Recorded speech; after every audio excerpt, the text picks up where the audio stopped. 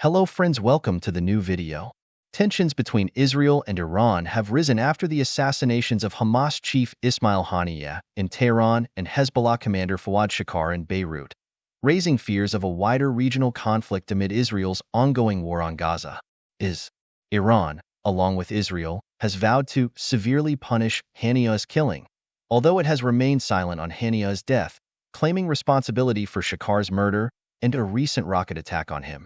It has been accused of planning an attack that killed 12 youths in Syria's Israeli-held Golan Heights.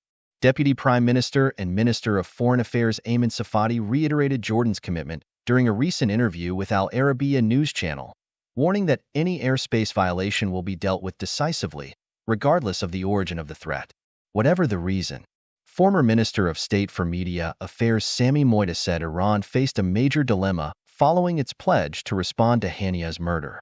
Each possible course of action carries substantial risks, whether it is choosing not to respond, striking Israel hard, retaliating through proxies, or opting for symbolic gestures, Moita said. He added that Israeli Prime Minister Benjamin Netanyahu is keen to use any Iranian retaliation as justification for a major attack against Iran, Lebanon, and Hezbollah.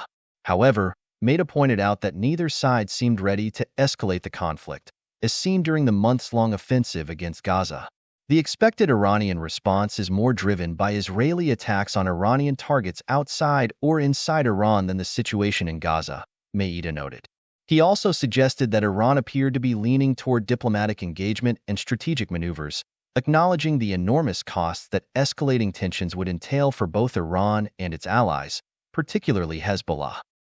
Echoing Moita's remarks, former Minister of State for Media Affairs Mohammad Momani said Iran's response would be calculated in a way that would not lead to wider tensions.